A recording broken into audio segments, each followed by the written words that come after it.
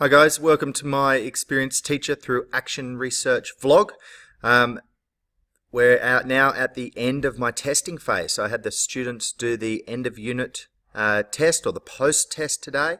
I've also put together a mammoth that's got a million questions in it. Survey that I'm going to give the students next week. We've got the long weekend, so I don't have them again this week, but get them to do that next week to give me some feedback on how they thought this whole self-paced mastery experiment went.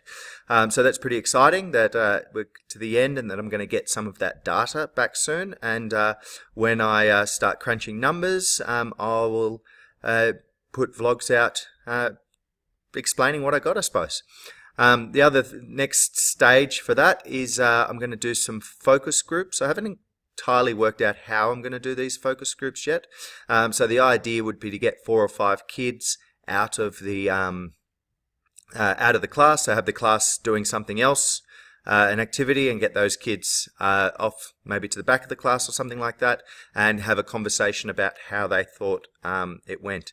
I'm thinking that I'll do, because I want to do a couple of groups, so I'm thinking that I might have, well, I haven't decided yet whether I want to have targeted positive group, negative group in the middle group to get those particular opinions, because I think that putting those kids together will mean that those opinions will feed off each other. I don't know whether that's a positive thing. It definitely gets me with a range of qualitative data, but I'm not sure about that.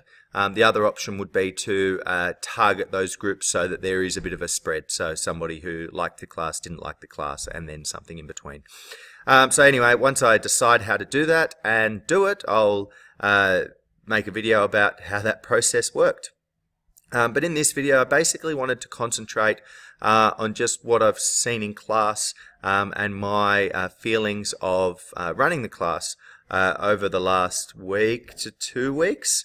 I haven't sort of talked about this in general, but yeah, throughout the topic, how I felt that. As I said, we got to the end of the topic. Now, there were some students in my last video. I mentioned that there were some students that weren't on track to finishing the topic in that time. And I did end up extending the topic by a couple of days to deal with the time that we lost to excursions and assemblies and stuff like that. I also, we've got a assessment task coming up, so rather than have that assessment task in the middle of a topic, I thought I'd push this up to that and then start the new topic. So we got there. So end of last week, I think it was, I mentioned to students that we were coming up to the end of the topic, or reminded them they were coming up to the end of the topic, and also said that if they hadn't finished everything, then to skip this stuff on the human eye and the stuff on the color mixing, which was something that the kids that got to it was blowing their minds a little bit, because colors. And how we perceive colour is one of the most amazing things ever. But it's a hard concept for students to actually visualise, especially when you tell them that the art teachers are all liars. But anyway, this is actually an extension outcome in our school outcomes that have been taken from the syllabus outcomes and put into what we want to do in our faculty context. So as a top set class, I didn't want to originally present these as an optional outcome, because I wanted them to at least have a go at it.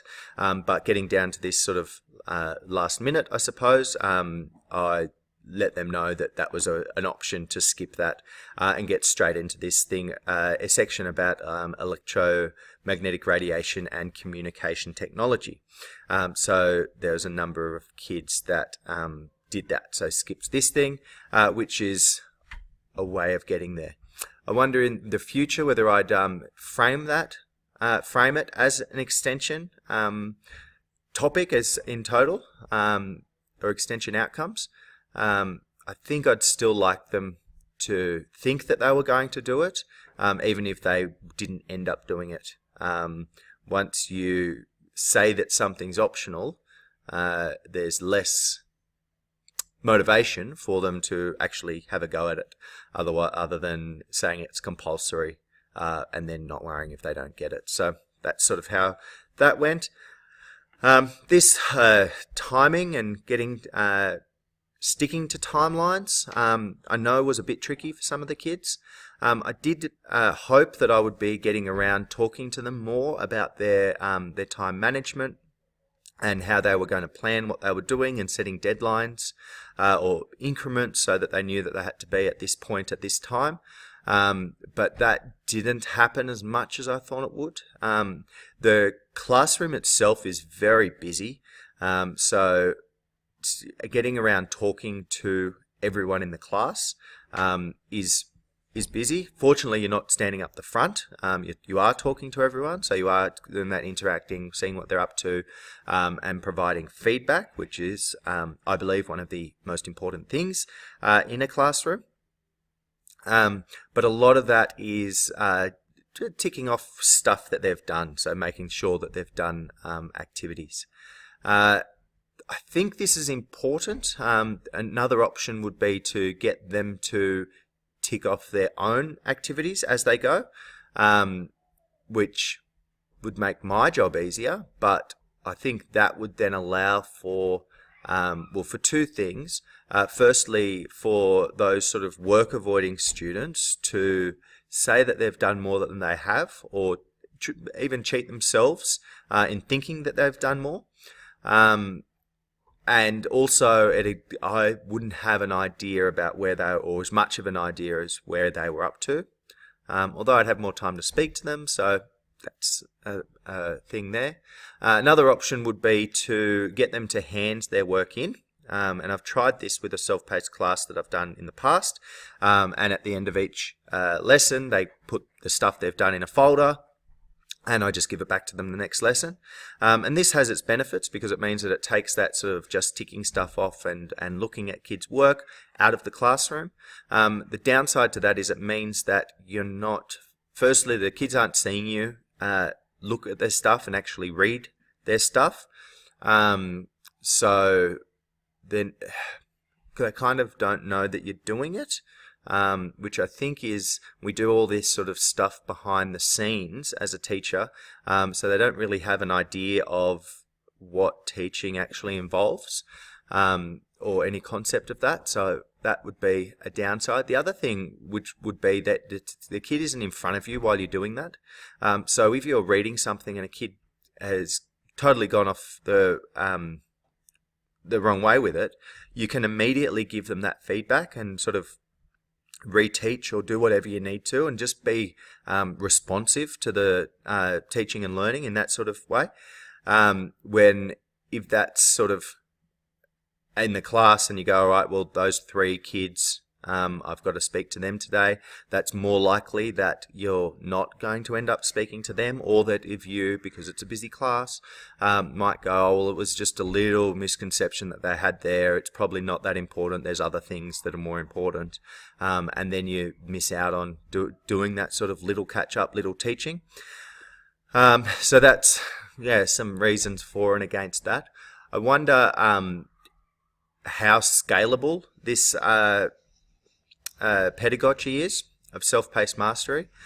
So I've got a class, my test class that I'm working with is a class of 24. Now that's fairly big for science in our school. It's the biggest class I have this year, but I understand that in other classes they are actually other classes are much bigger. So in some schools 30 plus is the norm for a science class. Not too big a deal if you're at the front of the room lecturing, I suppose, and questioning in a class discussion type way. They just get a bit less attention, I suppose. But if you're actually talking to every kid every day, that's more time or less time for each kid, or more time for each kid, depending on more time for the class, depending on how you look at it. I wonder if this was something that you could scale with the use of a teacher's aide or something like that. So if you had, for example, maybe 40 kids in the class, and maybe that's too much, but maybe somewhere around there, would you be able to have a teacher's aide that's going and checking work while you're actually going around and fixing those misunderstandings and giving the feedback and re-explaining things. That's something that's out of my control in a school. I don't have a teacher's aide in class, and I don't pick how big the classes are, but that's definitely something to think about in the scaling of this pedagogy. So that's pretty much what I wanted to talk about, how I've found things in class, and in a one-word answer, that would be busy. The way that I've dealt with that is I've made a note of kids that I definitely want to speak to. So I'll say at the start of a class, we're doing the good morning and they're sitting down. So right, in today I want to speak to this person, and that person. And then as the hands go up, then sort of deal with everyone else between those. So that has its benefits and drawbacks. I try and use a numbering system like at the deli counter, and go, right, you're first, you're second, you're third, I'll get to you, and then working through that order and just adding extra students onto the end as they ask. So that's sort of how I dealt with that, trying to get to everyone and support everyone, but I'll see how that looks later on. So that's it for this one, guys. I hope you got something out of it. Peace out.